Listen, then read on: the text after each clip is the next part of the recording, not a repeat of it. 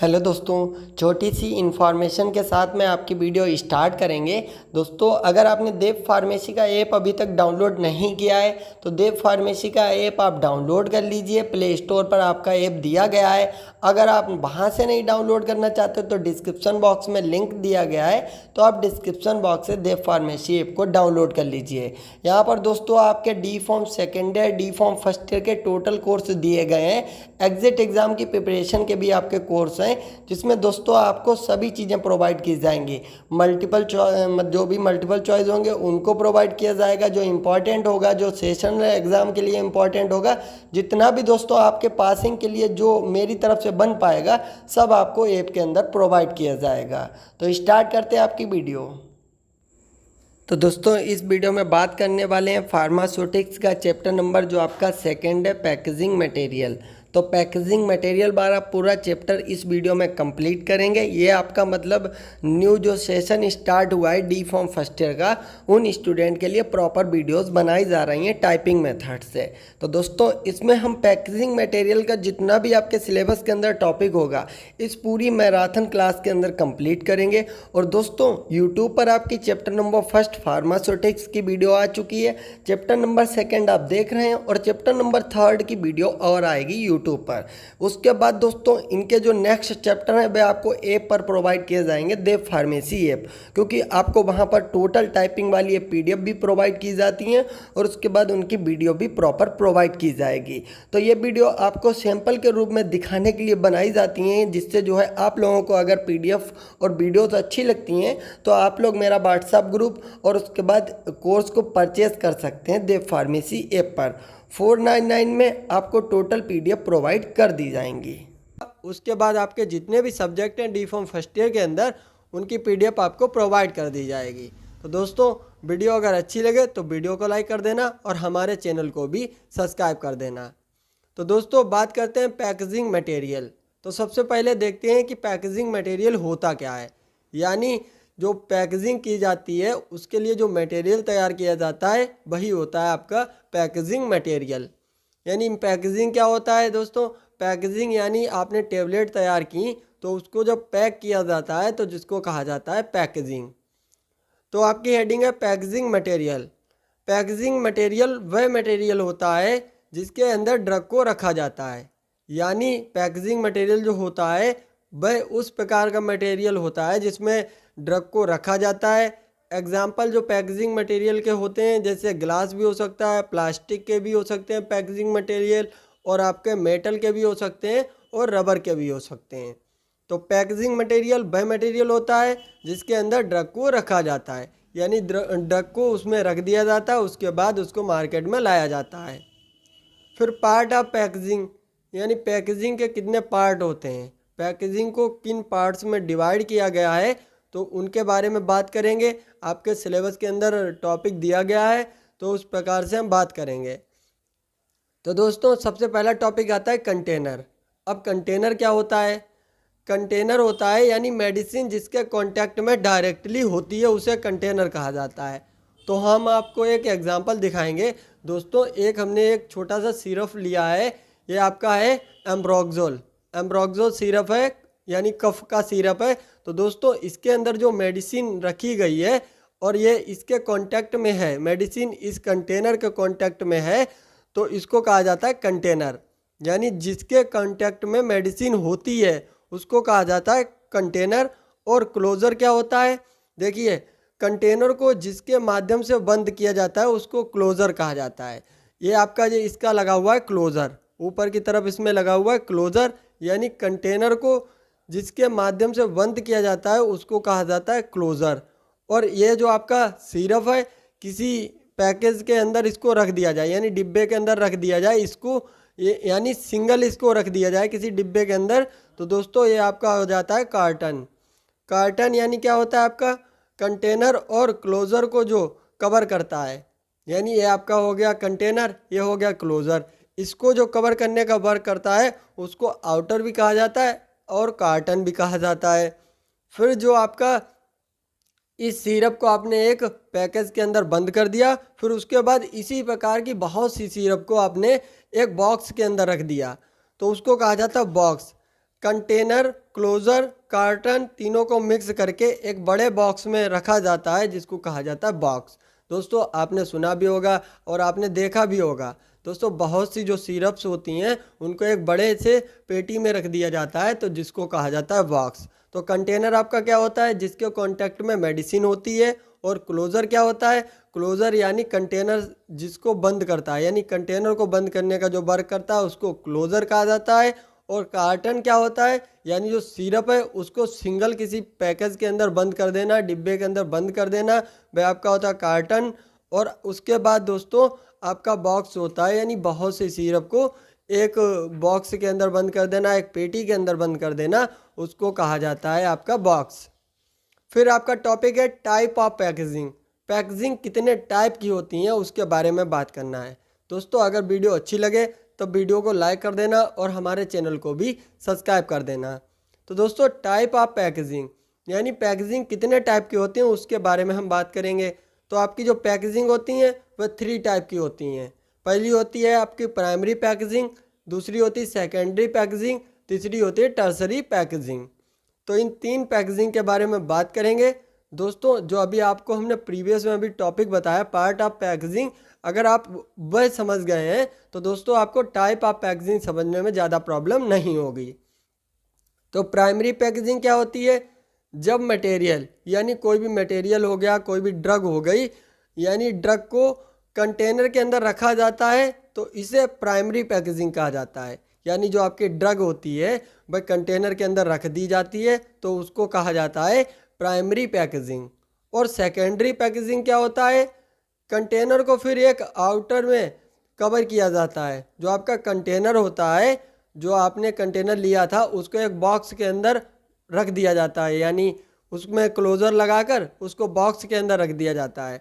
तो जो बॉक्स के अंदर रखा जाता है तो उसको कहा जाता है सेकेंडरी पैकेजिंग, उसको सेकेंडरी पैकेजिंग कहा जाता है। और फिर जो छोटी छोटी सिरप्स होती हैं उनको एक बड़ी सी पेटी में रख दिया जाता है तो जिसको कहा जाता है टर्सरी पैकेजिंग। तो टर्सरी पैकेजिंग में क्या लिखा हुआ है, जब कंटेनर और आउटर को एक बॉक्स में पैक कर दिया जाता है तो उसे कहा जाता है टर्सरी पैकेजिंग। उसके बाद आपका एक टॉपिक आता है सिलेबस के अंदर, selection criteria for packaging material.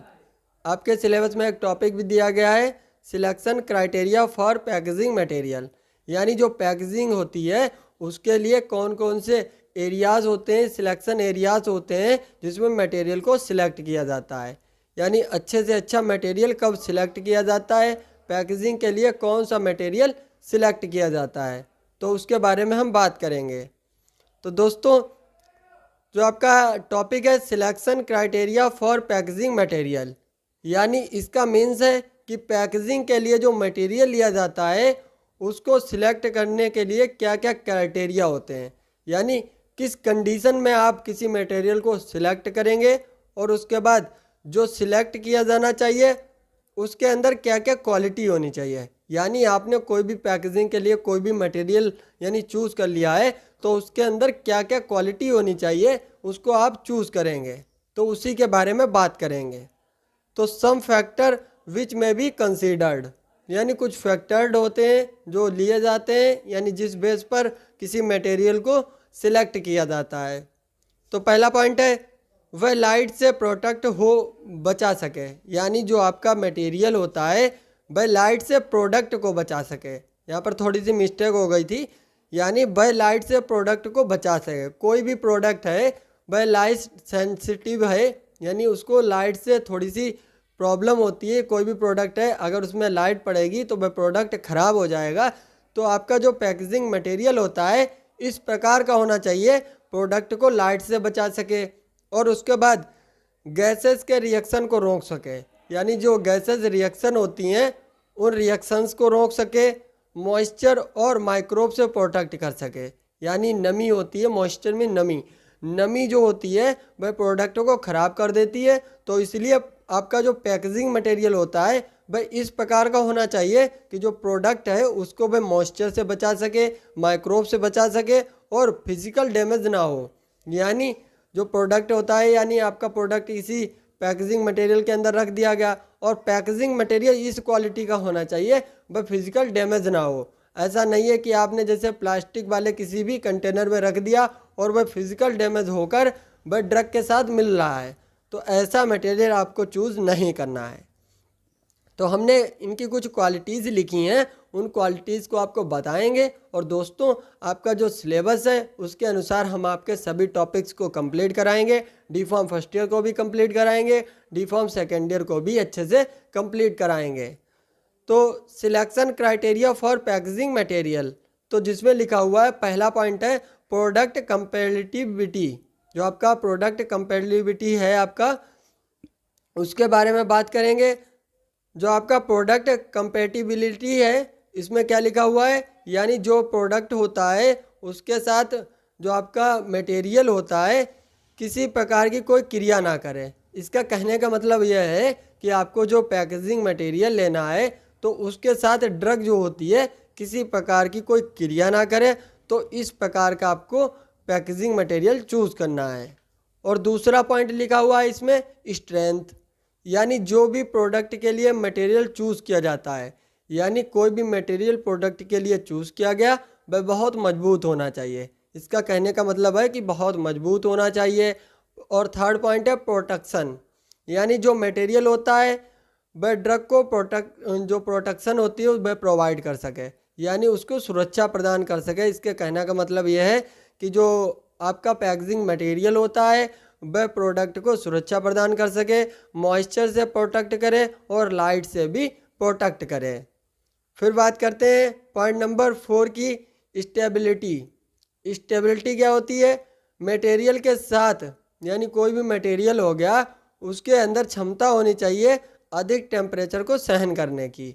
यानी स्टेबिलिटी मीन्स होता है, यानी कोई भी आपने पैकेजिंग मटेरियल ले लिया उसके अंदर अधिक टेम्परेचर सहन करने की क्षमता होनी चाहिए। और पॉइंट नंबर 5 है आपका इजी टू यूज़, यानी उसको यूज़ करना आसान होना चाहिए। यानी जो मटेरियल चूज़ करना है उसका यूज़ करना बहुत आसान होना चाहिए। और नेक्स्ट पॉइंट है आपका इजी टू लेबलिंग, यानी कोई भी आपने पैकेजिंग मटेरियल चूज़ कर लिया तो उस पर लेबलिंग करना आसान हो। ऐसा नहीं है आपने कोई भी इस प्रकार का प्लास्टिक का मटेरियल चूज़ कर लिया है उस पर पैकेजिंग नहीं हो पा रही है, उस पर लेबलिंग नहीं हो पा रही है। तो दोस्तों, लेबलिंग क्या होती है, उस पर उसकी डोज लिखी जाती है और उसके जो भी आपके इंट्रैक्शंस होते हैं उनको लिखा जाता है, और जितनी बेनिफिट्स वाली चीज़ें होती हैं उसको लेबलिंग के अंदर लिखा जाता है। तो आपको इस प्रकार का प्रोडक्ट यानी लेना है, इस प्रकार का मटेरियल लेना है जिससे आप उस पर लेबलिंग कर सकें। यानी कोई भी पैकेजिंग कर रहे हैं आप, यानी किसी भी सिरप को आप उसके अंदर डाल रहे हैं, कोई भी सोल्यूशन हो गया वह पैकेजिंग मटेरियल के अंदर डाल रहे हैं, और जो आपका पैकेजिंग मटेरियल है वह इस प्रकार का है कि उस पर लेबलिंग नहीं हो पा रही है, उस पर लिखना आसान नहीं हो पा रहा है, कोई चीज़ आप उस पर चिपका रहे हैं। देखिए दोस्तों, इस पर ये चिपका हुआ है ना, तो इस प्रकार का होना चाहिए कि इस पर लेबलिंग अच्छे से हो जाए। और उसके बाद मीडियम अमाउंट, यानी जिस मटेरियल को पैकेजिंग के लिए सिलेक्ट करना है वह सस्ता होना चाहिए, ज़्यादा महंगा भी नहीं होना चाहिए और वह मटेरियल सस्ता होना चाहिए। तो दोस्तों, इस प्रकार से कुछ पॉइंट्स से, यानी किन पॉइंट्स को देखकर आप किसी भी मटेरियल को पैकेजिंग के लिए सिलेक्ट कर सकते हैं, और क्या टाइप होते हैं आपके पैकेजिंग के, और कितने पार्ट्स होते हैं आपके पैकेजिंग के, और पैकेजिंग मटेरियल क्या होता है, उसके बारे में हमने इस वीडियो के अंदर बताया है। दोस्तों, अगर वीडियो अच्छी लगी हो तो वीडियो को लाइक कर देना और हमारे चैनल को भी सब्सक्राइब कर। तो दोस्तों, अभी तक आपने देव फार्मेसी ऐप को नहीं डाउनलोड किया है तो आप अभी डाउनलोड कर सकते हैं। डिस्क्रिप्शन बॉक्स में लिंक दी गई है, और या आप प्ले स्टोर से भी डाउनलोड कर सकते हैं। और अब आपके टॉपिक के बारे में बात करेंगे। दोस्तों, जो भी टॉपिक दिया गया है material use for making of container, इस टॉपिक के बारे में बताएंगे और पूरा कंप्लीट करेंगे, क्योंकि दोस्तों जो आपकी मैराथन क्लास हम स्टार्ट किए हैं इसमें आपका फुल वीडियो में, मतलब एक ही वीडियो में पूरा चैप्टर डिफाइन रहेगा। मतलब कोई भी टॉपिक, कोई भी स्ट्रक्चर आपका नहीं रह जाएगा जो आपको बताने से छूट जाए। सब टॉपिक आपका कंप्लीट हो जाएगा एक ही वीडियो में। तो दोस्तों, आज इस वीडियो में हम बात करेंगे material use for making of container, यानी जो कंटेनर्स होते हैं, आपको हमने प्रीवियस वाली वीडियो में बताया है। तो कंटेनर्स को तैयार करने के लिए जो मटेरियल यूज़ किया जाता है उसमें सबसे पहला टॉपिक जो है ग्लास, यानी ग्लास का यूज़ कंटेनर को तैयार करने में किया जाता है। तो ग्लास के बारे में आज हम पढ़ेंगे इस वीडियो के अंदर, और नेक्स्ट वीडियो में हम आपको प्लास्टिक और उसके बाद आपको मेटल और रबर के बारे में बताएंगे। तो दोस्तों अपने दोस्तों को भी शेयर करते रहना और अपने कॉलेज ग्रुप में वीडियो को भी शेयर करते रहना। तो दोस्तों इसमें लिखा हुआ है कंटेनर को बनाने के लिए विभिन्न प्रकार के मटेरियल यूज़ किए जाते हैं। जो कंटेनर्स होते हैं उनको बनाने के लिए बहुत से मटेरियल्स का यूज़ किया जाता है, जो इस प्रकार हैं। यानी इसमें लिखा है ग्लास लिखा है, प्लास्टिक लिखा है, मेटल लिखा है और रबर लिखा है। तो दोस्तों इस प्रकार के मटेरियल का यूज़ कंटेनर को तैयार करने के लिए किया जाता है। तो सबसे पहला टॉपिक इसमें हम कवर करेंगे ग्लास। ग्लास क्या होता है, ग्लास का कंपोजिशन और इसके एडवांटेज और डिसएडवांटेज, और ग्लास के टाइप कितने होते हैं उसके बारे में बात करेंगे और पूरा टॉपिक आपको अच्छे से समझाएंगे। दोस्तों मेरी वीडियो में लगातार बने रहिए और दोस्तों अपने नोट्स भी तैयार करते रहिए, हम आपकी बहुत अच्छे से तैयारी करा देंगे। अगर आप हिंदी मीडियम के स्टूडेंट हैं तो आपके लिए बहुत ही बेस्ट नोट्स हैं, आप इनको अच्छे से पढ़ लीजिएगा। तो दोस्तों ग्लास क्या होता है, सबसे पहले पढ़ेंगे कंपोजिशन ऑफ ग्लास। यानी जो ग्लास होता है यानी शीशा होता है वह किससे मिक्स होता है, यानी किससे मिक्स होकर बना होता है जिससे कंटेनर्स तैयार किए जाते हैं। तो glass is composed of sand, जिसको कहते हैं सैंड कहते हैं, इसका फार्मूला होता है SiO2, और इसमें मिक्स होता है सोडा एस Na2CO3, और इसमें लाइमस्टोन CaCO3 और क्यूलेट यानी जिसको कहते हैं ब्रोकन ग्लास। यानी ये चार चीज़ों से मिलकर आपका ग्लास तैयार होता है। और जो आपका क्यूलेट होता है, क्यूलेट क्या होता है, यह ब्रोकन ग्लास होता है जिसे बेज के साथ मिलाया जाता है, जो मिक्सचर में फ्यूज़न एजेंट का वर्क करता है। दोस्तों जब आपका ग्लास तैयार किया जाता है यानी कंटेनर्स तैयार किए जाते हैं तो उसके अंदर क्यूलेट यानी ब्रोकन ग्लास को ऐड कर दिया जाता है, और ब्रोकन ग्लास का वर्क होता है फ्यूज़न एजेंट का, यानी जोड़ने का वर्क करता है। यानी जब ग्लास बनकर तैयार हो जाता है, यानी जब कंटेनर ग्लास के तैयार होते हैं तो वह क्यूलेट के कारण तैयार हो जाते हैं, क्योंकि क्यूलेट उसमें डाल दिया जाता है, और क्यूलेट का वर्क होता है कि ग्लास को जोड़ना, फ्यूज़न एजेंट का वर्क करता है, जोड़ने का वर्क करता है। तो दोस्तों इस प्रकार से जो आपका ग्लास होता है यानी चार चीज़ों से मिलकर बना होता है, सैंड SiO2, और जो आपका होता है सोडा एस Na2CO3, और लाइमस्टोन CaCO3, और क्यूलेट ब्रोकन ग्लास। फिर ग्लास की प्रिपरेशन में सिलिकॉन, एल्युमिनियम, बोरान और सोडियम, पोटेशियम, कैल्शियम, मैग्नीशियम और जिंक एंड बेरियम का जनरली यूज़ किया जाता है। दोस्तों ये मटेरियल्स होते हैं, इनका भी यूज़ किया जाता है ग्लास की प्रिपरेशन में। जब ग्लास को तैयार किया जाता है तो इनका सबका यूज़ किया जाता है। तो दोस्तों ये आपकी थी ग्लास की कंपोजिशन, कि ग्लास किस प्रकार से तैयार किया जाता है, उसमें कौन कौन से मटेरियल का यूज़ किया जाता है। तो इसमें बहुत से मटेरियल्स का यूज़ किया जाता है जिसको हमने आपको बताया है। फिर बात करते हैं एडवांटेज ऑफ ग्लास, यानी जो ग्लास कंटेनर होते हैं उनके क्या क्या एडवांटेज होते हैं, तो उसके बारे में बात करते हैं। तो दोस्तों जो आपके ग्लास कंटेनर होते हैं ये ट्रांसपेरेंट होते हैं। जो ग्लास कंटेनर्स होते हैं ये ट्रांसपेरेंट्स होते हैं।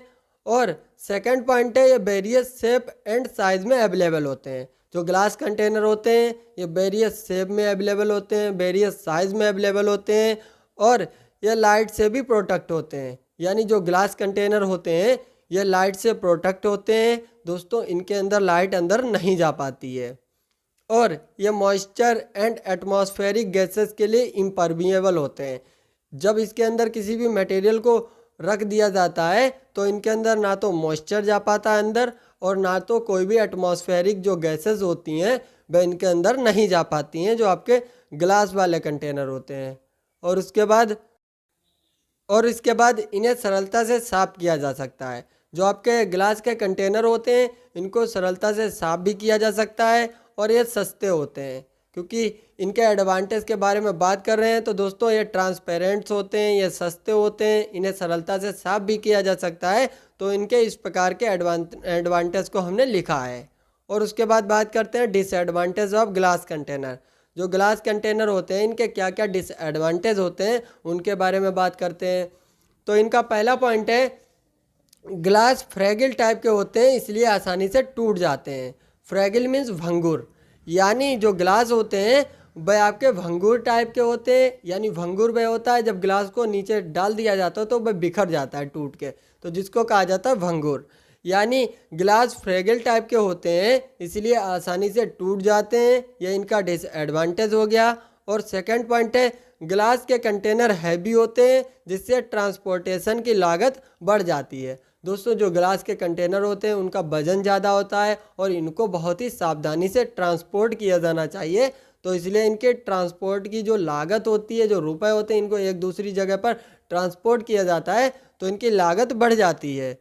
और एक बार टूटने के बाद दोबारा जोड़ा नहीं जा सकता है। जो गिलास के कंटेनर होते हैं अगर एक बार टूट जाते हैं तो इनको दोबारा से जोड़ा नहीं जा सकता है, तो इस प्रकार से इनके ये हो गए डिसएडवांटेज। तो सबसे पहले आपको हमने बताया कि गिलास की कंपोजिशन क्या है, कि गिलास कंटेनर किस प्रकार से मिलकर बनाए जाते हैं। और उसके बाद दोस्तों एडवांटेज ऑफ गिलास कंटेनर के एडवांटेज क्या होते हैं, डिसएडवांटेज ऑफ गिलास कंटेनर, यानी गिलास कंटेनर के डिसएडवांटेज क्या होते हैं। और उसके बाद बात करते हैं टाइप ऑफ गिलास कंटेनर। जो गिलास कंटेनर होते हैं वह कितने टाइप के होते हैं, तो उनके बारे में बात करेंगे। अकॉर्डिंग टू यूएसपी यानी यूनाइटेड स्टेट फार्माकोपिया के अनुसार glassware are divided into 4 type. जो ग्लासवेयर्स होते हैं यानी गिलास कंटेनर्स होते हैं उनको 4 टाइप से डिवाइड किया गया है, जिसमें हमने 5 टाइप को लिखा है। जो आपका लास्ट वाला टाइप है इसको हमने ऐड कर दिया है, कलर्ड ग्लासेस।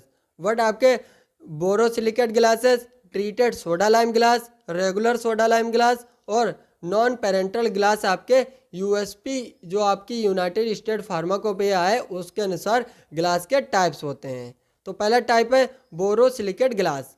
जो बोरोसिलिकेट ग्लास होते हैं ये अत्यधिक प्रतिरोधी ग्लासेस होते हैं, यानी इनके अंदर बहुत ज़्यादा प्रतिरोध होता है, तो ये बहुत प्रतिरोधी ग्लास होते हैं।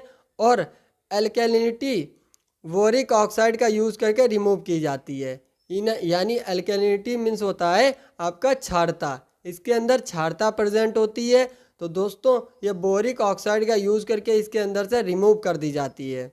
और थर्ड पॉइंट है सोडा लाइम ग्लास की तुलना में यह ग्लास अत्यधिक रासायनिक रूप से निष्क्रिय होते हैं, क्योंकि जब इनके अंदर कोई प्रोडक्ट डाला जाता है तो ये रासायनिक रूप से निष्क्रिय होते हैं और प्रोडक्ट पर कोई भी एक्शन नहीं देते हैं और प्रोडक्ट इसमें सेफ तरीके से रखा रहता है।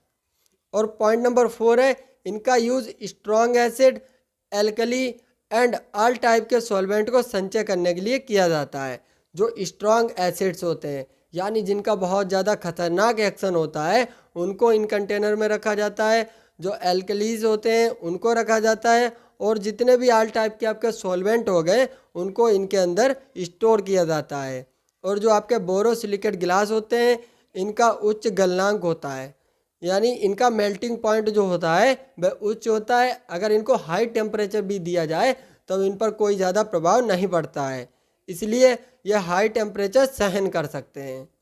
तो दोस्तों जो आपके बोरोसिलिकेट गिलासेस हैं इनके बारे में हमने बताया, क्योंकि यह अत्यधिक प्रतिरोधी गिलास होते हैं। और उसके बाद दोस्तों यह रासायनिक रूप से निष्क्रिय ग्लासेस होते हैं, और दोस्तों इनका यूज़ स्ट्रॉन्ग एसिड को स्टोर करने में किया जाता है।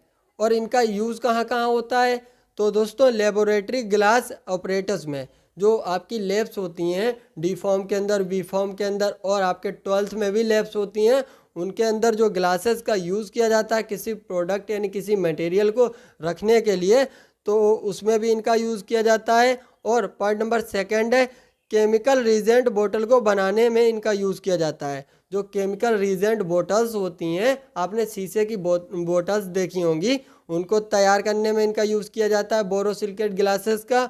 और फॉर इंजेक्शन और बोतल फॉर इंजेक्शन, यानी जो इंजेक्शन आते हैं आप जिसको लगाते हैं यानी जिसमें इंजेक्शन भरकर आता है, तो उसको तैयार करने में इन ग्लास का यूज़ किया जाता है। और जो इंजेक्शन के लिए बोटल्स होती हैं उनको तैयार करने में बोरोसिलिकेट गिलास का यूज़ किया जाता है। और सेकंड वाला टाइप है आपका ट्रीटेड सोडा लाइम ग्लास। तो ट्रीटेड सोडा लाइम ग्लास क्या होता है, ट्रीटेड सोडा लाइम ग्लास की सतह से क्षार को हटाने के लिए विक्षारीकृत यानी डी अल्कलाइज्ड किया जाता है। क्योंकि दोस्तों क्षार जब प्रेजेंट रहेगा ना गिलास के अंदर, यानी उसके अंदर क्षार की मात्रा रहेगी, तो वह प्रोडक्ट के साथ कोई ना कोई केमिकल रिएक्शन कर लेगा और प्रोडक्ट को ख़राब कर देगा। तो दोस्तों क्षार को हटाने के लिए एक प्रक्रिया की जाती है जिनको हिंदी में विक्षारीकृत और इंग्लिश में डी एल्कलाइज्ड कहा जाता है। और डी एल्कलाइज प्रोसेस सल्फर ट्रीटमेंट के नाम से भी जानी जाती है। जो आपका डी एल्कलाइज प्रोसेस होती है इसको सल्फर ट्रीटमेंट के नाम से भी जाना जाता है। और सल्फर ट्रीटमेंट होता क्या है, यानी इसके द्वारा कांच की सरफेस पर से क्षार ऑक्साइड को बेअसर कर दिया जाता है। जो क्षार ऑक्साइड होता है उसको बेअसर कर दिया जाता है इस मेथड में। इसे केमिकली रूप से प्रतिरोधी बना दिया जाता है। यानी जो सल्फर ट्रीटमेंट होता है उसके माध्यम से जो ग्लासेस होते हैं उनको केमिकली रूप से प्रतिरोधी बना दिया जाता है। तो ये आपके होते हैं ट्रीटेड सोडा लाइम ग्लासेस। इनके यूज़ क्या है? It is use for alkali sensitive product, यानी जो एल्कली सेंसिटिव प्रोडक्ट होते हैं उनको तैयार करने में इनका यूज़ किया जाता है। इन्फ्यूज़न फ्लूइड और ब्लड एंड प्लाज्मा को तैयार करने में इनका यूज़ किया जाता है। और पॉइंट नंबर 3 है आपका regular soda lime glass. Regular soda lime glass कौन कौन से होते हैं? Regular soda lime glass is untreated. जो आपके रेगुलर सोडा लाइम ग्लास होते हैं ये अनट्रीटेड होते हैं and made of commercial soda lime glass. जो कॉमर्शियल सोडा लाइम ग्लास होते हैं यानी जो सोडा लाइम ग्लास होते हैं उनके द्वारा ही रेगुलर सोडा लाइम ग्लास को तैयार किया जाता है। और यह सबसे अच्छा रासायनिक प्रतिरोध प्रदर्शित करते हैं। यानी जो रासायनिक प्रतिरोध होता है किसी भी केमिकल के प्रति, यानी अपना एक्शन होता है, यानी ये बहुत ही सेफ तरीके से उसमें वर्क करते हैं, कोई भी उसके साथ रासायनिक रिएक्शन नहीं करते हैं। तो दोस्तों ये आपके होते हैं रेगुलर सोडा लाइम ग्लासेस। इनका हमने यूज़ लिखा हुआ है सोडियम पेरेंट्रल। जो आपके सॉलिड पेरेंटल होता है वह आपका लिखा है, यहाँ पर थोड़ी सी मिस्टेक हो गई है तो इसको हम सही कर रहे हैं, सॉलिड पेरेंटल यहाँ पे होगा। और उसके बाद पॉइंट नंबर 4 है आपका non parental glass. Non parental glass कौन कौन से होते हैं? यानी ये नॉन पेरेंटल ग्लास होते हैं, ये ओरल और टॉपिकल प्रोडक्ट को रखने के लिए बनाए जाते हैं। जो ओरल प्रोडक्ट आते हैं और जो भी टॉपिकल प्रोडक्ट आते हैं उनको नॉन पेरेंटल ग्लास में रखा जाता है। और लास्ट में बात करते हैं कलर्ड ग्लासेस की। दोस्तों लाइट प्रोटेक्शन के लिए कलर्ड ग्लास के लिए कंटेनर अवेलेबल हैं। यानी जो लाइट प्रोटेक्शन होता है, यानी जो अंबर कलर के जो प्रोडक्ट बनाए जाते हैं, यानी जो कंटेनर्स तैयार किए जाते हैं वह कलर्ड ग्लास से तैयार किए जाते हैं। तो लाइट प्रोटेक्शन के लिए कलर्ड ग्लास के कंटेनर अवेलेबल हैं। केवल अंबर एंड रेड कलर की बोतल सनलाइट से आने वाली हार्मफुल यूवी रेस के बोतल्स के, यानी जो भी आपके बोतल होते हैं उसके अंदर किसी भी प्रकार की कोई भी यूवी रेज नहीं जाने देती हैं। और जो कंटेनर के अंदर प्रोडक्ट रखा है उसको सेफ रखती हैं।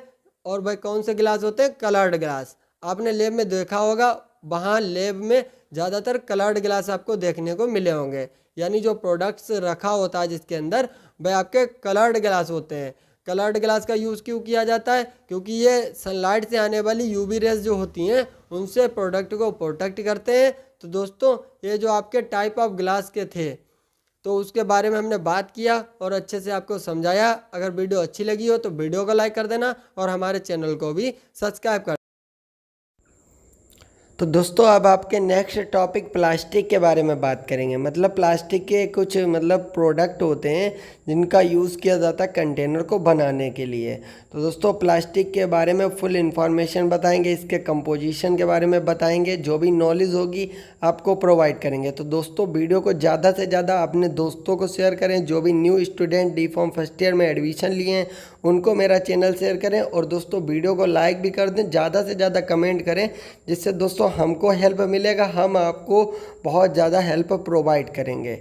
तो वीडियो भी लाइक करते रहना, चैनल भी सब्सक्राइब करते रहना, कमेंट भी करते रहना। और देव फार्मेसी ऐप को डाउनलोड करके दोस्तों जो भी कोर्स है आपका उसको परचेस कर सकते हैं। परचेस करने के बाद आपको important sample paper, model paper जो भी आपको होगा सब आपको प्रोवाइड किया जाएगा। सिलेबस की PDF प्रोवाइड की जाएंगी, इंपॉर्टेंट क्वेश्चन की PDF प्रोवाइड की जाएंगी।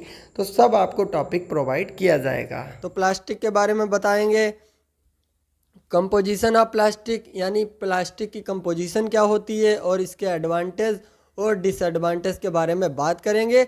और दोस्तों आपका जो हमने फार्माकोग्नोसी का सब्जेक्ट है उसका हमने सेकंड चैप्टर कंप्लीट कर दिया है, उसको हमने प्लेलिस्ट में ऐड कर दिया है। अगर आपने नहीं देखा है तो आप हमारे चैनल की प्लेलिस्ट को चेक करते रहिए। तो दोस्तों प्लास्टिक क्या होता है, देखिए प्लास्टिक को नेचुरल एंड सिंथेटिक ओरिजिन के पदार्थ के किसी भी ग्रुप के रूप में डिफाइंड किया जा सकता है। यानी जो प्लास्टिक होती है उसको नेचुरल रूप से भी प्राप्त किया जाता है और सिंथेटिक रूप से भी उसको तैयार किया जाएगा। यानी जो प्लास्टिक होती है उसको नेचुरल रूप से भी प्राप्त किया जाता है और उसको सिंथेटिक रूप से भी बनाया जाता है।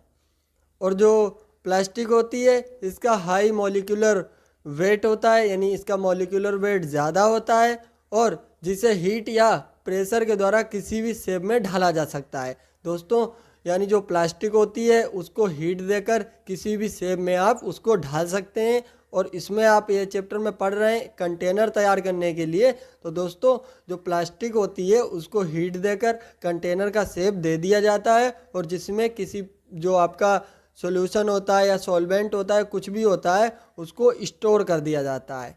तो ये आपका टॉपिक हो गया प्लास्टिक। और उसके बाद कंपोजिशन ऑफ प्लास्टिक। जो प्लास्टिक होती है वह किन किन चीज़ों से मिलकर बनी होती है उसके बारे में बात करेंगे। प्लास्टिक कुछ एडिटिव्स के साथ मिलकर एक या एक से अधिक पॉलीमर्स से बनाया जाता है। यानी एडिटिव्स का मीन्स है यानी प्लास्टिक में बहुत से मटेरियल्स मिक्स होते हैं जिसको मिलाकर प्लास्टिक को तैयार किया जाता है। और प्लास्टिक में एडिटिव्स शामिल हैं। कौन कौन से एडिटिव्स शामिल हैं, जैसे एंटीऑक्सीडेंट्स को मिलाया जाता है, एंटी स्टैटिक एजेंट को मिलाया जाता है, बहुत से कलर को मिक्स किया जाता है, लुब्रिसेंट को मिक्स किया जाता है और जो स्टेबलाइज़र होते हैं उनको भी मिक्स किया जाता है प्लास्टिक के निर्माण में। और जो प्लास्टिसाइजर्स होते हैं उनको भी मिक्स किया जाता है प्लास्टिक के निर्माण में। तो दोस्तों यानी जो प्लास्टिक आपको बताया कि प्लास्टिक क्या होता है और उसके बाद उसका कंपोजिशन क्या है कि प्लास्टिक को बनाने में किन किन चीज़ों का उपयोग किया जाता है उसके बारे में बात की है।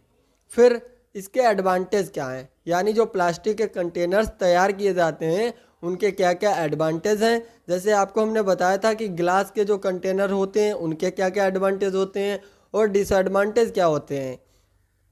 तो उसी प्रकार से जो आपका प्लास्टिक के कंटेनर्स होते हैं उनके क्या एडवांटेज होते हैं। तो इसमें हमने पहला पॉइंट लिखा है वेट में हल्के होते हैं। जो प्लास्टिक कंटेनर होते हैं वेट में हल्के होते हैं। और दोस्तों प्लास्टिक कंटेनर ड्यूरेबल होते हैं, यानी ड्यूरेबल में टिकाऊ होते हैं, यानी ज़्यादा दिनों तक चलते हैं, यानी टूटते नहीं हैं जल्दी। ये बहुत ही टिकाऊ होते हैं। ये अनब्रेकेबल होते हैं, यानी अनब्रेकेबल का मीन्स हो गया कि ये टूटते नहीं हैं। जैसे जिस प्रकार से जो ग्लास के कंटेनर होते थे उनको अगर गिरा दिया जाता था तब वे टूट जाते थे, लेकिन जो प्लास्टिक के कंटेनर होते हैं वह ग्लास की तुलना में इतनी जल्दी नहीं टूटते हैं। और पॉइंट नंबर आपका 4 है प्लास्टिक कंटेनर लीक प्रूफ होते हैं, यानी इसमें कोई लीकेज नहीं होती है और जो इसके अंदर मटेरियल रखा जाता है वह सेफ तरीके से स्टोर रहता है। और ये फ्लेक्सिबल भी होते हैं। फ्लेक्सिबल यानी इसको किसी भी शेप में ढाला जा सकता है हीट देकर और बहुत से केमिकल से क्रिया नहीं करते हैं। यानी ऐसा नहीं है कि प्लास्टिक के कंटेनर हैं तो बहुत से केमिकल के साथ क्रिया कर लेंगे, ये कुछ केमिकल के साथ क्रिया करते हैं, यह इनका डिसएडवांटेज हो गया। बट बहुत से केमिकल्स होते हैं उनके साथ ये क्रिया नहीं करते हैं, यानी उसके साथ कोई भी बॉन्डिंग नहीं करते हैं। तो इस प्रकार से जो प्लास्टिक होती है उनके एडवांटेज हैं। और उसके बाद इसके कुछ हमने डिसएडवांटेज लिखे हैं कि जो प्लास्टिक होती है उसके क्या डिसएडवांटेज होते हैं। तो उनको हमने लिखा है, पहला पॉइंट है ये बहुत से केमिकल के साथ क्रिया कर लेते हैं। हमने अभी बताया था कि ये बहुत से केमिकल के साथ नहीं करते और बहुत से केमिकल ऐसे होते हैं जिनके साथ ये क्रिया कर लेते हैं और जो आपका मटेरियल होता है वह ख़राब हो जाता है, जिस कारण यह इनका डिसएडवांटेज हो गया। और इनको ज़्यादा हीट में नहीं रखा जा सकता। जैसे जिस प्रकार से जो आपके ग्लास के कंटेनर होते हैं उनको इतना हीट देने पर भी उन पर कोई फ़र्क नहीं पड़ता है, बट जो आपके प्लास्टिक के कंटेनर होते हैं इनको अगर बहुत ज़्यादा हीट दी जाएगी तो ये जो आपके प्लास्टिक के कंटेनर होते हैं ये ख़राब हो जाते हैं। तो ये इनका डिसएडवांटेज हो गया। और उसके बाद टाइप ऑफ प्लास्टिक, जो प्लास्टिक होती है वह कितने टाइप की होती है और पॉलीमर्स ऑफ प्लास्टिक के बारे में बात करेंगे। दोस्तों अगर वीडियो अच्छी लग रही हो तो वीडियो को लाइक कर दीजिए और हमारे चैनल को सब्सक्राइब करके अपने दोस्तों को भी शेयर कर दीजिए और उनको हिंदी इंग्लिश मिक्स नोट्स बनाने के लिए वीडियो शेयर कर दीजिए। तो दोस्तों, टाइप ऑफ प्लास्टिक में क्या लिखा हुआ है? There are 2 type of plastics, यानी जो प्लास्टिक होती है उसके 2 टाइप्स होते हैं। पहला हो गया थर्मोप्लास्टिक और दूसरा हो गया थर्मोसेटिंग। तो इनके बारे में बात करेंगे और जो इनके एग्जाम्पल होंगे वह आपको हम बताएंगे। तो पहला क्या है आपका? थर्मोप्लास्टिक टाइप, यानी पहला टाइप है थर्मोप्लास्टिक। यानी यह इस प्रकार के होते हैं, जब इनको हीट किया जाता है तो ये विस्कस फ्लूइड की तरह हो जाते हैं। यानी ये आपके जो थर्मोप्लास्टिक होते हैं, जब इनको हीट किया जाता है तो विस्कस फ्लूइड की तरह हो जाते हैं, और उसके बाद जब इनको ठंडा किया जाता है, यानी जब पहले इनको हीट दे दी गई और उसके बाद ये क्या हो गया, इनका फ्लूइड विस्कस की तरह हो गए, और उसके बाद जब इनको ठंडा किया जाता है तो दोबारा से ये हार्ड हो जाते हैं, यानी फिर वही कंडीशन में आ जाते हैं जो आपकी थर्मोप्लास्टिक वाले होते हैं। इनका एग्जांपल है पीईटी बोटल्स जो आती हैं। फुल फॉर्म क्या है? पॉली इथाइलिन ट्रफ्टालेट जो आता है, आपकी पॉली इथाइलिन ट्रफ्टालेट जो आती है, पीईटी बोटल्स, यानी वह आपके थर्मोप्लास्टिक के एग्जाम्पल हैं। और उसके बाद सेकेंड टाइप है इसका थीमोसेटिंग टाइप। यानी थीमोसेटिंग टाइप क्या होता है? यह इस प्रकार की प्लास्टिक होती हैं, जब इनको हीट किया जाता है तो ये फ्लेक्सिबल हो जाती हैं, बट विस्कस फ्लूइड में कन्वर्ट नहीं होती हैं। यानी जो आपकी थीमोसेटिंग टाइप की प्लास्टिक होती हैं, जब इनको हीट किया जाता है तब ये विस्कस फ्लूइड नहीं होती हैं, यह फ्लेक्सिबल हो जाती हैं। इनके एग्जांपल हैं यूरिया फॉर्मल्डिहाइड और फिनॉइल फॉर्मल्डिहाइड जो प्लास्टिक्स आती हैं, वह आपकी थर्मोसेटिंग टाइप के एग्जांपल हैं। तो दोस्तों, अभी तक हमने बात की आपका यानी प्लास्टिक क्या होता है, इसके एडवांटेज डिसएडवांटेज और इसके टाइप के बारे में बात की है। फिर बात करते हैं सम पॉलीमर्स ऑफ प्लास्टिक आर, यानी जो प्लास्टिक होती है किन किन यानी प्लास्टिक से मिलकर तैयार की जाती है, उसमें क्या क्या मिक्स किया जाता है उसके बारे में बात करेंगे और उनके पॉलीमर्स के बारे में बात करेंगे। तो पहला है पॉलीइथाइलिन। पॉलीइथाइलिन क्या होता है? यानी पॉलीइथाइलिन जो प्लास्टिक होती है उसके बारे में आपको थोड़ा सा देखना है। तो इसमें पहला पॉइंट लिखा हुआ है, यह बहुत ही फ्लेक्सिबल वेरी लाइट होती है। ये बहुत ही फ्लेक्सिबल प्लास्टिक होती है और बहुत ही हल्की प्लास्टिक होती है जो आपकी पॉलीइथाइलिन होती है। सेकेंड पॉइंट है, इनका मेल्टिंग पॉइंट लगभग 110 से 115 डिग्री सेल्सियस होता है। जो इनका मेल्टिंग पॉइंट होता है वह 110 से 115 डिग्री सेल्सियस होता है, और पॉलीइथाइलिन के बने कंटेनर को हीट देने पर वे स्टेलाइज नहीं होते हैं। यानी जब इनको हीट दिया जाता है तब ये बहुत जल्दी ही, यानी जो आपका नॉर्मल कंडीशन फ्लेक्सिबल यानी विस्कस फ्लूइड हो जाता था, वह इतनी जल्दी नहीं होते हैं। ये विस्कस फ्लूइड में इतनी जल्दी कन्वर्ट नहीं होते हैं, ये ज़्यादा हीट को सहन कर सकते हैं, जो प्लास्टिक होती हैं आपकी पॉलीइथाइलिन वाली। और इनका यूज़ बोटल्स बनाने में किया जाता है। यानी जो बोटल्स आती हैं आपकी जिसमें केमिकल को रखा जाता है लेबोरेटरी के अंदर, जो प्लास्टिक की बोटल्स होती हैं, तो उनका तैयार करने में इनका यूज़ किया जाता है, और जो इनका घनत्व होता है वह बहुत ज़्यादा होता है। और आपने 12th में पढ़ा भी होगा कि घनत्व क्या होता है। और उसके बाद दोस्तों, इसका सेकेंड टाइप के पॉलीमर्स है पीवीसी। आपने नाम भी सुना होगा, पॉलीविनाइल क्लोराइड। जो पॉलीविनाइल क्लोराइड प्लास्टिक होती हैं, पहला इसका पॉइंट क्या है? पीवीसी सस्ती, साफ और कठोर होती हैं। यह बहुत ही क्लियर होती हैं और बहुत कठोर प्लास्टिक होती हैं, और ये सस्ती भी मिल जाती हैं। इनका यूज़ आई ऑइंटमेंट ट्यूब बनाने में किया जाता है। जो आई के लिए ऑइंटमेंट बनाए जाते हैं, उनका जो पैकिंग होती है उसको बनाने में इनका यूज़ किया जाता है, और यह पराबैंगनी किरणों के संपर्क में आने पर येलो रंग की हो जाती हैं। यानी जो आपकी पॉलीविनाइल जो क्लोराइड प्लास्टिक होती हैं, ये जब सूर्य के प्रकाश में आती रहती हैं और सूर्य के प्रकाश में पराबैंगनी किरणें होती हैं, जिसके संपर्क में आने पर ये येलो कलर की हो जाती हैं। और पीवीसी से बने कंटेनर दृढ़ और स्पष्ट होते हैं। यानी इसके कहने का मतलब यह है कि जो पीवीसी से कंटेनर बनाए जाते हैं वे मतलब भर के लिए कठोर होते हैं और बिल्कुल स्पष्ट होते हैं, उसमें कोई गंदगी नहीं होती है। तो इस प्रकार से आप पीवीसी के यानी जो भी कंटेनर्स होते हैं उनको देख सकते हैं। और उसके बाद थर्ड वाला पॉइंट है पॉलीस्टायरीन।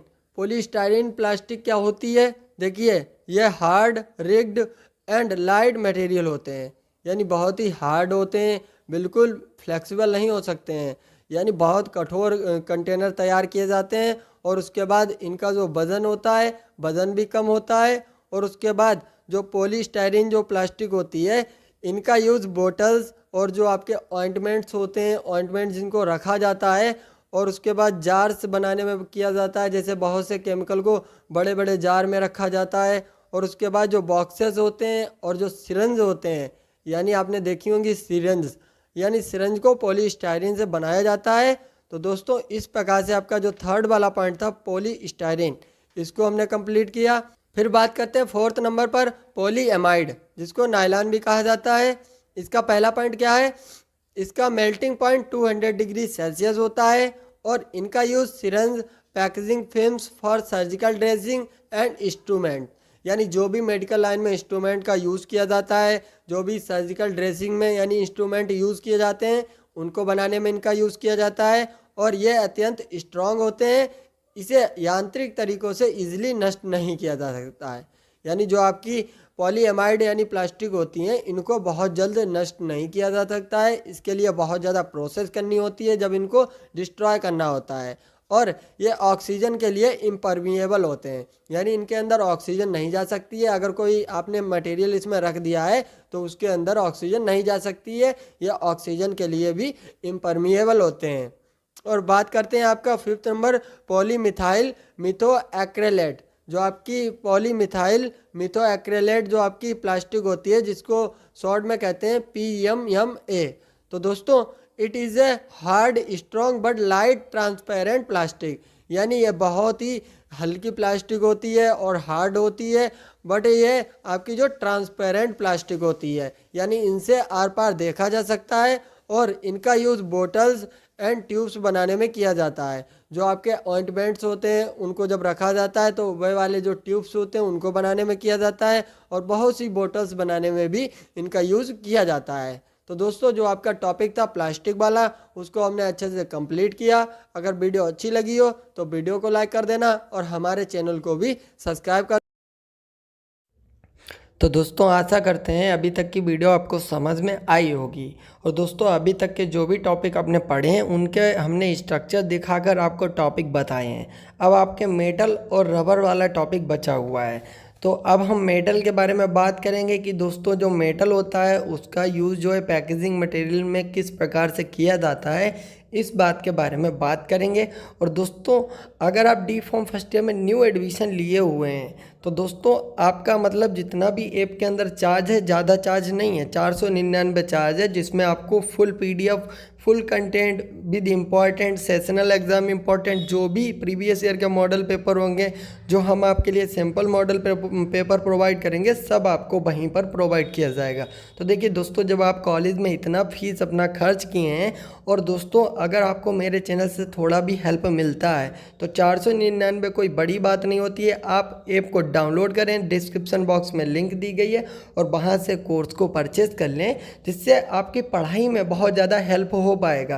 क्योंकि हम आपको यूपी बोर्ड के बेस पर पढ़ा रहे हैं और कॉलेज में आपको CBSE बोर्ड पर पढ़ाया जाता है, मतलब इंग्लिश में टोटल पढ़ाया जाता है। तो मेरे चैनल से आपको बहुत हेल्प मिलने वाला है। में यूज़ किए जाते हैं मेटल, यानी जो मेटल्स यूज़ किए जाते हैं उसमें आपका टॉपिक है मेटल। यानी प्रीवियस में हमने पढ़ाया था आपको, सबसे पहले पढ़ाया था ग्लास, यानी पैकेजिंग मटेरियल में जो यूज़ किया जाता है ग्लास। और उसके बाद सेकंड वाला बताया था आपको हमने जो पैकेजिंग मटेरियल में यूज़ किया जाता है आपका प्लास्टिक। फिर थर्ड वाली वीडियो में हम ये बता रहे हैं आपको जो आपका मेटल होता है, मेटल क्या होता है, उसके एडवांटेज और डिसएडवांटेज के बारे में बात करेंगे। तो मेटल एक हार्ड और चमकीला सब्सटेंस होता है। जो मेटल होता है ये आपका एक हार्ड और चमकीला सब्सटेंस होता है जिसका यूज़ कंटेनर के निर्माण में किया जाता है। जो मेटल होते हैं जिनका यूज़ कंटेनर के निर्माण में किया जाता है, यह इलेक्ट्रिसिटी का गुड कंडक्टर होता है। इसमें हमने एक पॉइंट को ऐड किया है दोस्तों, ये जो आपका मेटल होता है ये इलेक्ट्रिसिटी का गुड कंडक्टर होता है, यानी इसके अंदर इलेक्ट्रिसिटी का प्रभाव बहुत आसानी से होता है, बहुत अच्छे से होता है। इसके कहने का मतलब यह है। और उसके बाद सेकंड इसमें नीचे की तरफ पॉइंट लिखा है कॉमन रूप से यूज़ किए जाने वाले मेटल्स जैसे एल्युमिनियम हो गया, टिन हो गया, आपका स्टेनलेस स्टील हो गया और लेड, जिसको शॉर्ट में कहते हैं पीबी। तो दोस्तों इस प्रकार के मेटल्स का यूज़ आपका पैकेजिंग मटेरियल में किया जाता है और इनके हमने एग्जांपल बताए जैसे आपके एल्युमिनियम, टिन और स्टेनलेस स्टील और लेड। तो दोस्तों ये आपका शॉर्ट इंट्रो था मेटल्स के बारे में, जो आपका मोस्ट इम्पॉर्टेंट टॉपिक है। भाई आपका टॉपिक है ग्लास और प्लास्टिक। अगर आप ग्लास प्लास्टिक को पढ़ते हैं तो आपको एक क्वेश्चन फाइनल में देखने को मिलेगा, जिससे आप अच्छे से उसको समझ पाएंगे, और अगर आपने पढ़ा होगा तो आप अच्छे से उसको लिख भी पाएंगे। फिर जो मेटल के कंटेनर होते हैं उनके एडवांटेज क्या होते हैं। देखिए दोस्तों, जो मेटल के कंटेनर होते हैं उनके एडवांटेज हैं। पहला पॉइंट है, ग्लास कंटेनर की तुलना में ये वेट में हल्के होते हैं। जो ग्लास के कंटेनर होते हैं उनकी तुलना में ये बहुत हल्के होते हैं और इसमें लेबल डायरेक्ट सरफेस पर प्रिंट होता है। दोस्तों जो आपके मेटल के कंटेनर होते हैं इस पर कोई कागज़ का लेबल नहीं चिपकाया जाता है, इस पर डायरेक्टली प्रिंटेड कर दिया जाता है। जो इसकी यानी सतह होती है इस पर प्रिंट कर दिया जाता है और उसके बाद ये अनब्रेकेबल होते हैं। जो आपके मेटल के कंटेनर होते हैं ये अनब्रेकेबल होते हैं और उसके बाद ये लाइट, मॉइस्चर एंड गैसेस के लिए इम्परमिएबल होते हैं। यानी इसके अंदर ना तो लाइट जा सकती है, ना मॉइस्चर जा सकता है और ना ही गैसेस कोई भी जा सकती है। ये उसके लिए इम्परमिएबल होते हैं। यह इनके हो गए एडवांटेज, यानी इनके फ़ायदे क्या हैं। और उसके बाद इनके डिसएडवांटेज के बारे में बात करेंगे और जो आपका मेटल वाला टॉपिक है पूरा कंप्लीट हो जाएगा, क्योंकि इतना टॉपिक आपका सिलेबस में पूछा गया है जिसको हम आपको पढ़ा रहे हैं। तो दोस्तों इनके डिसएडवांटेज क्या हैं। ये महंगे होते हैं और ये कुछ केमिकल के साथ रिएक्ट कर लेते हैं। जो मेटल होता है बहुत से केमिकल ऐसे होते हैं उनके साथ में रिएक्ट कर लेता है और दोस्तों जो आपका मटेरियल होता है इसके अंदर वह ख़राब हो जाता है। और कुछ मेटल वेट में भारी होते हैं, यानी कुछ तो मेटल्स जो होते हैं वह हल्के होते हैं, तो ये इनका एडवांटेज हो गया।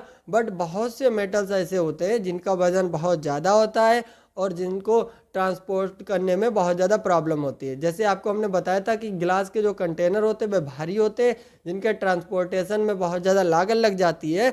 तो उसी प्रकार से जो आपके मेटल के आपके कंटेनर होते हैं ये भी कुछ भारी होते हैं।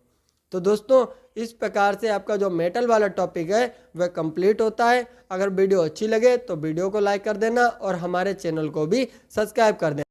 फिर दोस्तों बात करेंगे, आपका नया टॉपिक है rubber as a packaging material.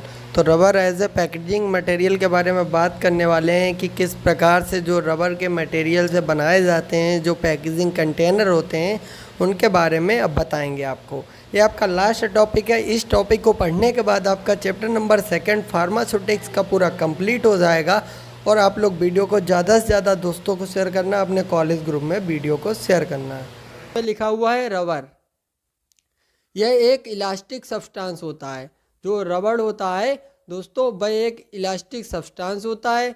Elastic substance क्या होता है, जब इसको खींचा जाता है तो दोस्तों ये खिंच जाता है, उसके बाद दोबारा से अपनी उसी कंडीशन में आ जाता है, यानी खींचने पर बढ़ जाता है, फिर उसके बाद वही कंडीशन में दोबारा से आ जाता है।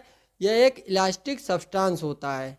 और उसके बाद यह एक प्रकार का लेटेक्स होता है, यानी लेटेक्स मीन्स यानी प्लांट से जो जूस प्राप्त होता है उसको कहा जाता है लेटेक्स। और उसको सुखा लिया जाता है, फिर उसके बाद उससे आपको रबर प्राप्त हो जाती है। तो यह आपका एक लेटेक्स होता है जो रबर ट्री से प्राप्त होता है, जो रबर का ट्री होता है उससे प्राप्त होता है। और उसके बाद रबर का यूज़ विभिन्न प्रकार से किया जाता है, यानी जो रबर होती है उसका यूज़ बहुत से यानी टाइप्स में किया जाता है, जिसमें हमने लिखा हुआ है स्टॉपर एंड क्लोज़र बनाने में। दोस्तों आपको हम पीछे स्क्रीन पर दिखा रहे हैं कि जो आपके क्लोज़र्स होते हैं, जो स्टॉपर्स होते हैं वह क्या होते हैं, देखिए पीछे लगा हुआ है। और जो आपकी सिरेंज कंपोनेंट्स होते हैं, यानी सिरेंज के बहुत से कंपोनेंट्स होते हैं। सिरेंज के अंदर बहुत से ऐसे कंपोनेंट लगे होते हैं, जैसे जो रबर वाला लगा होता है ना ब्लैक कलर का, तो दोस्तों वह आपका कंपोनेंट रबर से बनाया जाता है। और आपका आईवी सेट रबर ट्यूब, यानी जो आईवी सेट होती है उसमें जो रबर ट्यूब लगा होता है, आईवी सेट में जो रबर लगी होती है उसको भी दोस्तों रबर से बनाया जाता है। और उसके बाद जो ड्रॉपर होता है, ड्रॉपर को भी रबर से बनाया जाता है। तो दोस्तों ये आपका इंट्रोडक्शन हो गया कि रबर क्या होता है और रबर का यूज़ किस में किया जाता है। तो इसके बारे में आप थोड़ा सा पहले इसको जान लेंगे। उसके बाद जो रबर होता है उसके एडवांटेज क्या होते हैं, एडवांटेज के बारे में बात करेंगे और डिसएडवांटेज के बारे में भी बात करेंगे, और रबर के कितने टाइप होते हैं उनके बारे में बात करेंगे। और जो आपका चैप्टर नंबर 2 है फार्मास्यूटिक्स का, वो पूरा कंप्लीट हो जाएगा। उसके बाद हम आपका फार्माकोग्नोसी का 3rd चैप्टर कंप्लीट कराएंगे। उसके बाद धीरे धीरे आपके सभी सब्जेक्ट के हम चैप्टर्स को कंप्लीट करा देंगे और आपकी बहुत अच्छी प्रिपरेशन भी करा देंगे। तो दोस्तों इसके एडवांटेज हैं, ये बहुत से केमिकल के लिए हाईली रेजिस्टेंट होता है, यानी इसका जो रबर होता है यानी इसका जो रेजिस्टेंस होता है वह हाई होता है, और बहुत से केमिकल के लिए इसका रेजिस्टेंट हाईली होता है। यानी जो रबर के कंटेनर्स होते हैं इनको अगर किसी केमिकल को इसके अंदर रखा जाता है तो ये उसके साथ क्रिया नहीं करते हैं, यह इनका एडवांटेज हो गया। और उसके बाद इसका सेकंड पॉइंट है, इसको अलग अलग शेप और साइज़ में ढाला जा सकता है। जो आपका रबर होता है इसको अलग अलग शेप में ढाला जा सकता है, अलग अलग साइज़ में ढाला जा सकता है। और थर्ड पॉइंट है, यह किसी भी प्रोडक्ट को बहुत अच्छे से सील करता है। अगर रबर के कंटेनर्स में कोई प्रोडक्ट को आप रखते हैं तो यह उसको बहुत अच्छे से सील कर देता है और कंटामिनेशन को भी प्रिवेंट करता है। जो कंटामिनेशन यानी जो मटेरियल होता है उसके अंदर कोई कंटामिनेशन हो जाता है तो ये उसको प्रिवेंट करने की कोशिश करता है, यानी जो आप प्रोडक्ट रखे हैं रबर कंटेनर में ये उसको कंटामिनेशन नहीं होने देता है, उसको प्रिवेंट करता है। और पॉइंट नंबर 4 है, इसका यूज़ करना बहुत आसान होता है। रबर का यूज़ करना बहुत आसान होता है और ये बहुत ही सॉफ्ट होते हैं और कंटेनर को प्रॉपरली क्लोज करते रहते हैं। यानी जो आपके रबर के कंटेनर यानी जो ड्रॉपर्स होते हैं, कंटेनर्स होते हैं, ये बहुत ही सॉफ्ट होते हैं और इसके अंदर ऑटोमेटिक रीसेलिंग फैसिलिटी होती है।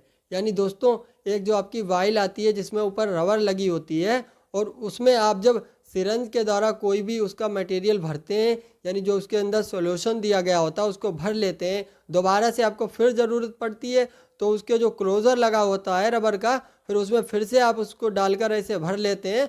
फिर उसके बाद जब आप उसको उल्टा करते हैं, यानी जो आपका वाइल था उसको आप उल्टा करेंगे तो उसमें से आपका जो भी मेडिसिन होगी, जो आपका सॉल्यूशन फॉर्म होगा वह उससे नहीं निकलता है, क्योंकि जो रबर होता है उसके पास रीसीलिंग की फैसिलिटी होती है। अगर आप प्लास्टिक में कोई इंजेक्शन ऐसे डालते हैं, जैसे जो आपका ग्लूकोज की बोतल्स होती हैं जिसके अंदर ग्लूकोज पाया जाता है, तो दोस्तों अगर आप उसमें सिरंज लगाते हैं तो फिर उसको अगर उल्टा करेंगे तो उससे भी मटेरियल निकलने लगेगा। लेकिन जो रबर्स के जो आपके क्लोज़र लगे होते हैं उसमें ऐसा नहीं होता है।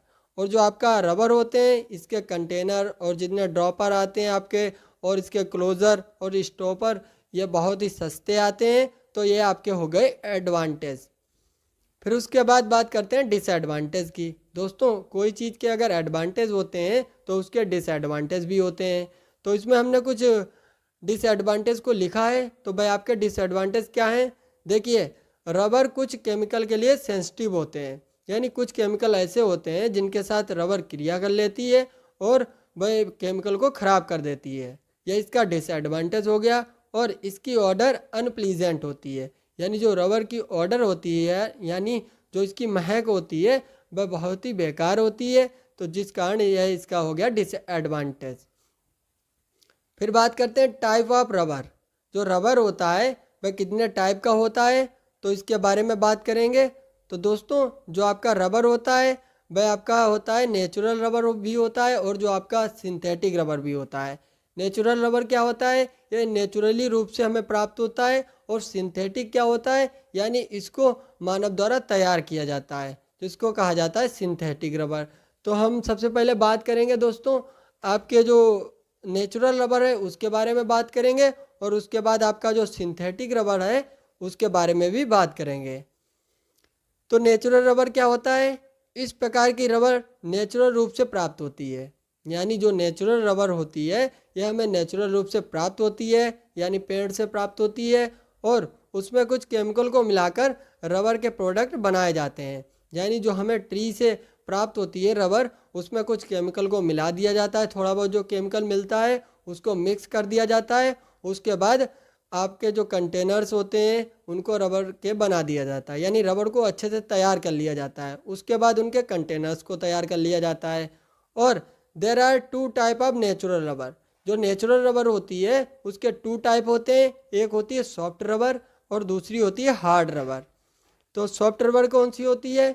यह नेचुरल रूप से ट्री से ही तैयार की जाती है। जो आपकी सॉफ्ट रबर होती है यह पूरी नेचुरल रूप से ट्री से तैयार की जाती है, यानी जो ट्री से लेटेक्स प्राप्त होता है उसको सुखाकर फिर रबर तैयार कर ली जाती है। और उसके बाद जो हार्ड रबर होती है, यानी जब सॉफ्ट रबर में 25% तक सल्फ़र मिला दिया जाता है, यानी जो सल्फ़र होता है उसको सॉफ्ट रबर के अंदर अगर मिला दिया जाता है, वेल्केनाइजेशन इसको प्रोसेस कहते हैं, जो आपकी होती है, यानी जब आप रबर के अंदर यानी सॉफ्ट रबर के अंदर 25% तक सल्फर मिलाते हैं, जिसको वल्केनाइजेशन प्रोसेस कहा जाता है। तो इस प्रकार से हार्ड रबर बनाई जाती है। दोस्तों हार्ड रबर कैसे बनाई जाती है? जो आपकी सॉफ्ट रबर होती है उसमें दोस्तों 25% तक सल्फर मिला दिया जाता है, उसके बाद हार्ड रबर तैयार हो जाती है। और ये जो प्रोसेस होती है इसको वल्केनाइजेशन प्रोसेस कहा जाता है। और सॉफ्ट रबर जो आपकी होती है वह डायरेक्टली ट्री से ही बनाई जाती है, यानी ट्री से जो लेटेक्स प्राप्त होता है उसी से उसको बना लिया जाता है।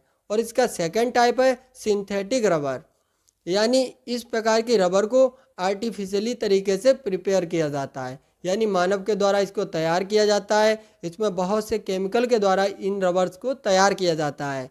इसको मैन मेड रबर भी कहा जाता है, यानी क्योंकि मानव के द्वारा तैयार की गई हैं तो इसलिए इनको मैन मेड रबर भी कहा जाता है। और यह रॉ मटेरियल से तैयार की जाती हैं, जो कि रॉ मटेरियल हमको पेट्रोलियम, कोल जो होता है यानी कोलतार होता है, ऑयल होता है, नेचुरल गैसेस होती हैं, वहाँ से हमें प्राप्त होता है। यानी यह जो होता है रॉ मटेरियल से तैयार की जाती हैं रबर्स।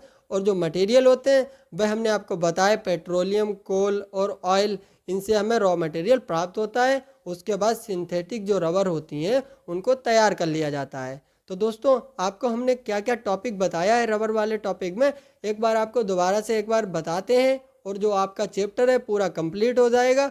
और लास्ट में दोस्तों हम आपके लिए इम्पॉर्टेंट क्वेश्चन लेके आएंगे, क्योंकि दोस्तों इम्पॉर्टेंट वही होता है जिसमें आपको हेल्प मिल सके। ऐसा नहीं है कि हम जितना आपको चैप्टर पढ़ाए हैं और जितने आपके टॉपिक हैं सबको इम्पॉर्टेंट के रूप में आपको बता दें। दोस्तों हम आपके लिए ऐसा इम्पॉर्टेंट लाएंगे जिससे अगर आपने कुछ भी नहीं पढ़ा होगा तो अगर आप उन क्वेश्चन को आप पढ़ेंगे तो दोस्तों आपको बहुत ज़्यादा एग्ज़ाम में हेल्प मिलेगी। तो उसको कहा जाता है इम्पॉर्टेंट। और इम्पॉर्टेंट वो नहीं होता है जो हमने आपको सिलेबस पढ़ाया और सिलेबस में जितने भी टॉपिक हैं उनका सबका एक एक क्वेश्चन हमने आपको इम्पॉर्टेंट बता दिया। जो आपको हम सबका इम्पॉर्टेंट क्वेश्चन अगर बता देंगे तो फिर आपके लिए इम्पॉर्टेंट क्या रह गया? यानी इम्पॉर्टेंट वो है जो आपको हेल्प करे, यानी पढ़ाई में हेल्प करे। यानी आपने कुछ भी नहीं पढ़ा है, अगर आपको हमने 2 क्वेश्चन बताए एक चैप्टर से और उसमें से एक क्वेश्चन आपका एग्ज़ाम में आ गया तो दोस्तों आपका काम हो जाएगा और इम्पॉर्टेंट वही होगा। तो दोस्तों वीडियो अच्छी लगी हो तो वीडियो को लाइक कर देना, हमारे चैनल को भी